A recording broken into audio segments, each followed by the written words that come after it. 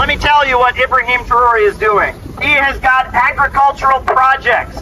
Burkina Faso is having a farming boom right now because of this great African leader. He has just made a law that any woman who has a child, her medical bills are completely eliminated. It's free to go to the doctor and have a child in Burkina Faso, in this African country, because mothers and maternal care is so important. Donald Trump, look at this man. Try to be like him. Don't be like Zelensky. Don't be a worm. Be a president like Ibrahim Traore. A shocking scene unfolded in New York. Protesters chanted the name of an African military leader, Ibrahim Traore, as they marched against Trump. Why him? Why now? And what does this say about the future of global resistance? Let's find out.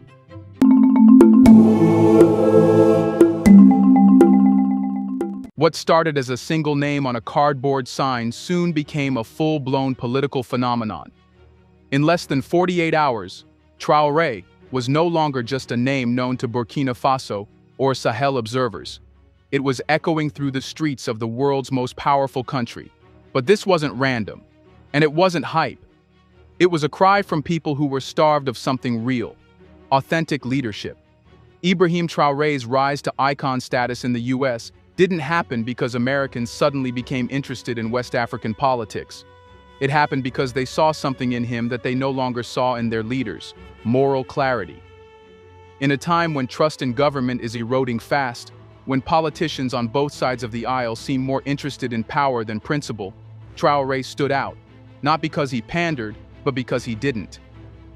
When he took over as president in 2022, Traore didn't give flowery speeches or beg for applause. He declared war on dependency, both military and economic. He expelled French forces, refused IMF conditionalities, built homegrown food and transportation systems, and refused to be treated like a charity case by the West. These weren't just policy decisions. They were acts of defiance, symbolic ruptures from the post-colonial script the West had forced African nations to follow. But Americans didn't just see defiance. They saw a blueprint, a way out of their spiral of apathy, corruption, and disillusionment. Because for Black Americans in particular, the image of a young African leader standing against empires felt like reclamation. For decades, they had been fed two ideas: that Africa was a place of suffering, and that leadership required compromise. But Traore shattered both. He showed the world that a Black man in power could be strategic, militant, honest, and wildly popular without Western approval. That's when the first videos started going viral. A short clip of Traore in his fatigues, calmly telling journalists, "We are not here to beg for survival. We are here to reclaim our dignity," hit TikTok like a grenade. Black creators stitched it with scenes of US protests, police brutality, food insecurity, and gentrification. The message was clear. He may be in Africa, but he's speaking for us. Soon after, digital artists began designing posters with his face superimposed on civil rights murals. He became a proxy for the conversation no one dared to have out loud. What if true leadership only exists outside the system? What made it even more powerful was that Traore hadn't done a single interview with American media. He hadn't tried to win over the Western audience. That silence, that lack of PR polishing, made him even more compelling. In a world of political theater, he felt raw, untouched by the marketing machines. And that rawness was magnetic. There's another reason he struck such a nerve. Traore's age, mid-30s, made him feel like one of the people. Not a career politician, not a billionaire, not a lifeless bureaucrat, just a young soldier-turned leader who sounded like the streets he came from.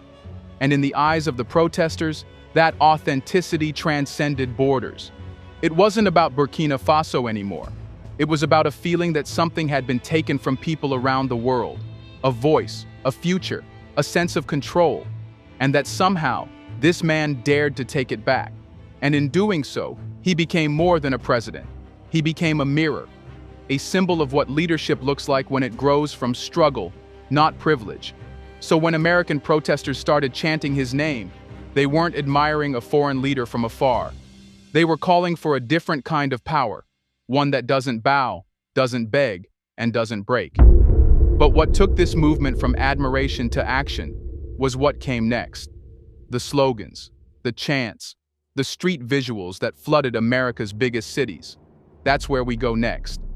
Let's pause for a second to say, big thank you to the Black Culture Diary community, where Black voices, stories, and legacies are preserved and amplified.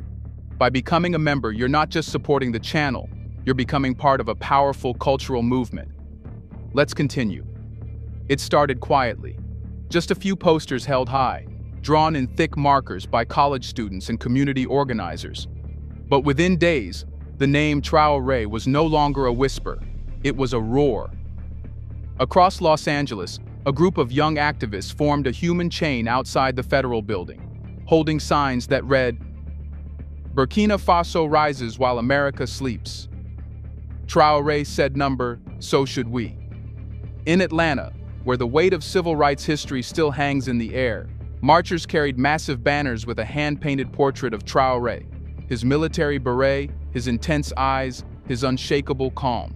Beneath it were 3 words, "We remember Sankara." But it wasn't just his image, it was the emotion behind it. His defiance had become the people's defiance. And in the protests raging against Trump's immigration bans, rising police violence, and the deepening racial wealth divide, Traore had been cast, not by himself, but by the people, as a vessel for rebellion. The crowd roared, "Hands off Traore, hands off Africa." It wasn't performative, it was prophetic. Soon, art collectives began designing high-resolution stencils of Traore's silhouette, spray-painted in bold black across the walls of Harlem, Oakland, and even Miami. His face began to appear on stickers slapped across subway trains, benches, and traffic poles, next to slogans like, "Build like Traore." "The revolution wears a beret. This is what dignity looks like." And then came the slogans that cut deepest, those aimed not just at celebrating Traore, but shaming the American political elite. Trump fears what Traore represents. Even the digital space wasn't spared. TikTok edits set to protest anthems began circulating, juxtaposing Traore's speeches with clips of American poverty, housing injustice, and brutal police crackdowns. By this point, Traore's image had broken through the cultural firewall. It wasn't just activists and students anymore. Celebrities began retweeting his quotes. But what truly shook the establishment wasn't the volume, it was the depth. These weren't surface-level gestures. They were a cry for a new standard, a demand for leadership that looked, sounded, and fought for the people. The slogans weren't romantic, they were strategic. The streets weren't just expressing grief, they were expressing instructions. The protests became a classroom. The slogans became history lessons. And through it all, Traore became the lens through which Americans, especially Black and immigrant communities, re-examined their broken systems. But the movement didn't stop at the visuals or chants. As momentum grew, the political ripple effects began hitting Washington. The very system that had once ignored African resistance suddenly found itself in the crosshairs of comparison. In political briefings, intelligence reports began highlighting a curious trend. An African military leader was becoming a central figure in U.S. protests. For a country that had long ignored African politics, except when it suited resource grabs or military interests, this was jarring. Not just because it was unexpected, but because it was embarrassing. Trump's carefully orchestrated narrative, that of strong borders, secure America, and dominance over problematic foreign nations, was suddenly being undone by a single man he never planned to talk about. Traore wasn't supposed to be part of the story, but now he was the story. And worst of all, he didn't have to lift a finger. While Trump's team scrambled to justify the inclusion of 25 African nations in the new visa ban expansion, protesters were flooding Capitol Hill with petitions and congressional offices with calls demanding clarity. Why are we banning nations from building their futures? Why are we targeting Africans who are doing what America says it wants? Independence, order, and strength. This wasn't just optics. This was ideological exposure. Trump's policies were being held up against a living, breathing example of what true leadership looks like in the eyes of the public. And the contrast was brutal. While Trump promised to make America great again, protesters asked a sharper question. If greatness means sanctions, bans, and bullying, then why does Traore look more like a liberator than our president? Traore had become more than a name. He was now a measuring stick, a point of comparison so damning that even centrist Democrats found themselves awkwardly silent when confronted with protester questions like, Why do we fund military bases in Africa but ignore their homegrown leaders? Why does our media cover African coups more than African innovation? Why are we banning people from the very nations we helped destabilize? It was a rare reversal of roles, an African leader becoming the mirror in which the Western world saw its failure. And as Trump scrambled to regain control of the narrative, one truth had already cemented itself in the minds of thousands. Traore didn't just reject foreign control in Africa, he exposed its hypocrisy in America. But the story doesn't end there. As this resistance grew deeper, it awakened something even bigger, a Pan-African consciousness stretching across continents. The next wave was no longer just protest, it was identity.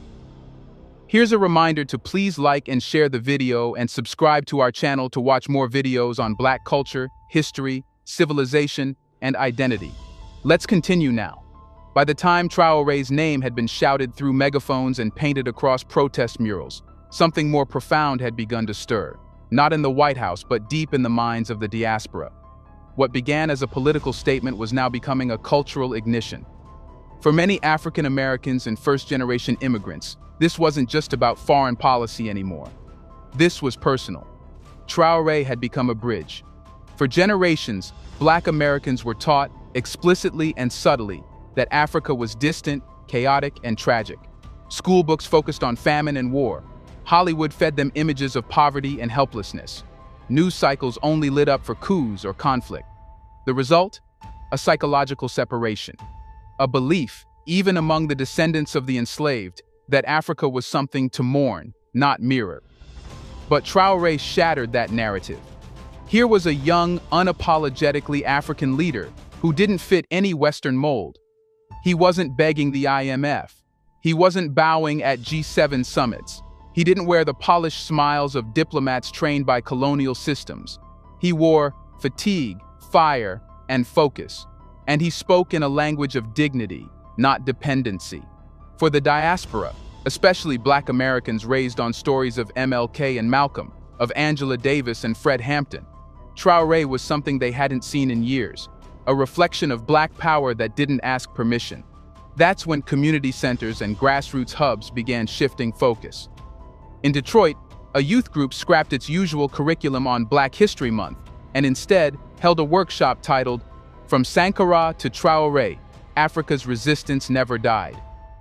Young Black Americans began calling themselves children of Sankara, descendants of Traore, not just as metaphors, but as identity.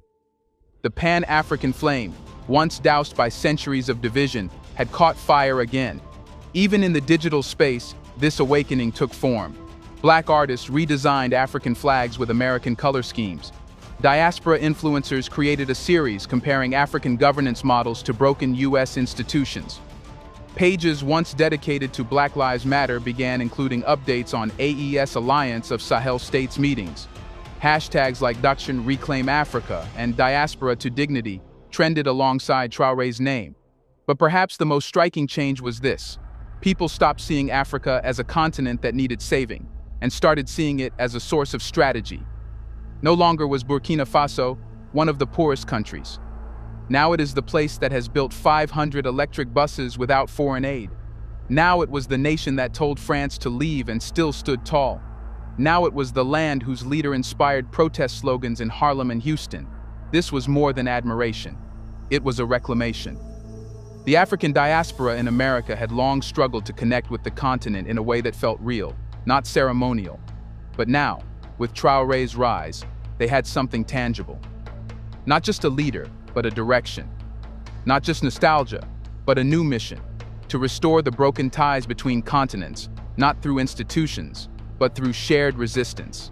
And that resistance wasn't just symbolic anymore. It was practical, political, and powerful. Which leads us to the final question. Now that the chants have echoed, the murals are painted, and the diaspora has begun to wake up, where does this all lead? Ibrahim Traore didn't campaign for global admiration. He didn't ask to become a political weapon in a foreign protest. But the reality is, the symbolism he now carries can't be undone. In the minds of many, he's no longer just the president of Burkina Faso. He's the face of possibility in a world full of political frauds. But now comes the harder part. What do people do with that possibility? Across the U.S., protest organizers are beginning to ask tougher, more grounded questions. Can Traore's defiance be translated into local action? Can communities in Baltimore, St. Louis, or Oakland take cues from Burkina Faso's local production model and reject corporate dependence? Can schools in America's black neighborhoods start teaching African governance, not just slavery and civil rights? Already, some are trying. A cooperative in Chicago's South Side is building an urban agriculture pilot inspired by Burkina Faso's food independence strategy. In Brooklyn, a Pan-African film festival is rebranding its lineup to showcase modern African leadership rather than recycled colonial trauma.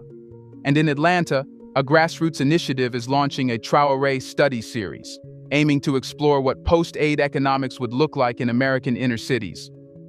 This shift in mindset is profound. For the first time in decades, African Americans aren't just reacting to trauma, they're borrowing strategy from strength. The relationship with Africa is no longer paternal or abstract. It's tactical, intentional. Even politically, the ripple is spreading. Candidates running for city council and local office in U.S. urban centers are referencing Africa, not as a victim, but as a model. One progressive candidate in Minneapolis recently made headlines for stating, "We don't need Wall Street. We need what Traore has: control over our food, energy, and land." It's a seismic cultural pivot, and it's scaring the establishment. Western policymakers, long used to seeing Africa as a backroom charity case, are now scrambling to understand how a young African leader became a guiding star for Western protest movements. Reports from think tanks warn of ideological contagion, a term previously reserved for revolutionary Latin America. But they're right to be worried, because what's happening is bigger than a protest. It's a philosophical rebellion. And it's asking a question the U.S. political elite have no answer for. If a poor, sanctioned African nation can fight for its people without apology, why can't the richest country in the world? Traore's example exposes the hypocrisy embedded in Western liberal democracies. The idea that change must be slow, negotiated, and always respectful to those in power. Traore didn't wait for permission. He didn't write polite letters. He acted. And in doing so, he's inspired a generation that's tired of waiting. But there's a danger too. Symbolism without structure fades. If this new awakening around Traore becomes just another trend, flattened into t-shirts and Instagram quotes, it will dissolve like all the others. That's why organizers, educators, and thinkers are now emphasizing institutional memory. Not just remembering what Traore did, but understanding how he did it. Not just praising him, but replicating him. In essence, the future of this movement rests on one question: can admiration turn into application? Because if it can, then we're not just witnessing a cultural moment. We're witnessing the birth of a global shift. One where leadership isn't defined by geography or GDP, but by clarity, courage, and community. One where Burkina Faso doesn't follow the world follows Burkina Faso. The protests may have begun as outrage against Trump, but what they revealed was a hunger far deeper, for sovereignty, for connection, for heroes who don't sell out. And maybe, just maybe, that hunger is about to reshape not just American politics, but the very balance of global power. Do you think an African leader's name as a role model in the Western world is a big deal? Let us know in the comments section. Has Africa made it? Do you want to watch more videos like this one? If so, subscribe to our channel and press the bell icon next to it. We have decided to bring videos on something nobody talks about: the Black culture, civilization, history, and evidence about how glorious Blacks have been. Thanks for watching, and until the next video, stay tuned.